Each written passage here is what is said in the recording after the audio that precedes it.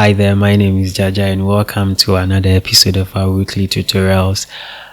Today I want to talk about an interesting hack that I just discovered in my hair drawing, and I call it the forest scenario.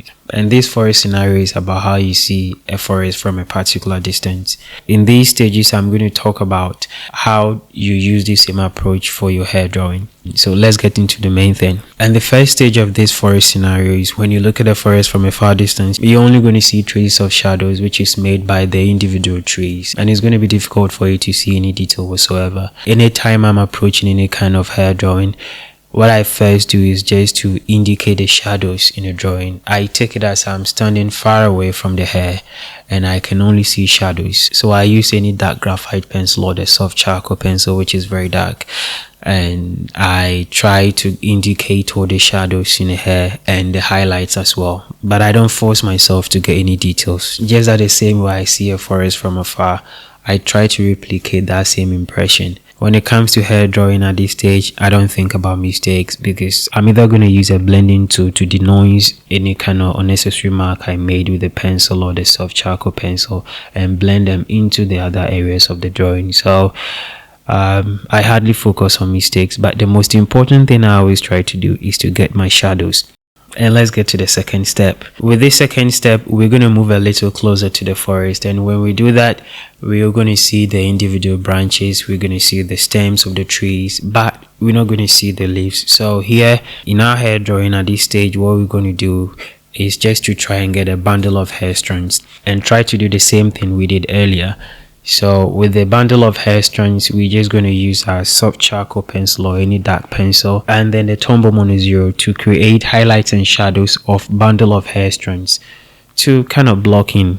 This is literally like the blocking method, but I use the forest as a better scenario for me to understand what I should do at every stage. To the level that you've built the hair, you have to try and minimize some of the mistakes that you made in the earlier stage because it might be quite difficult for you to undo them. And again, try to focus on the direction of the hair flow.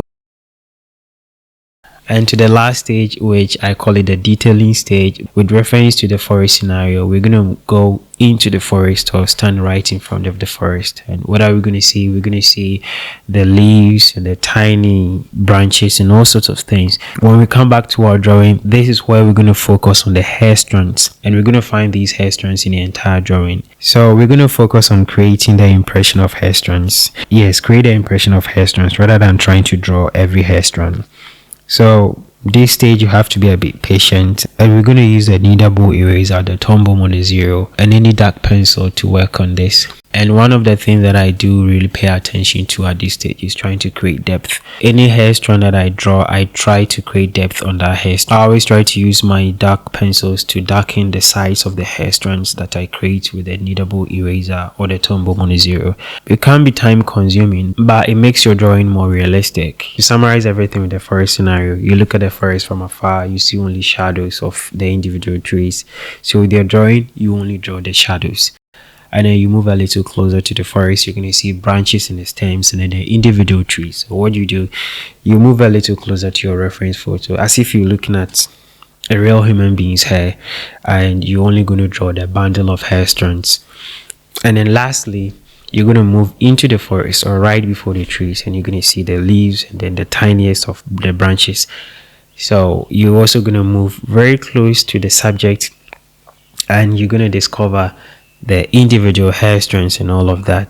This hack has been very helpful, and I believe if you practice with it, you're going to see improvement in your hair drawing. If you want to see details of my hair drawing, I have some videos in my description box and you can check it.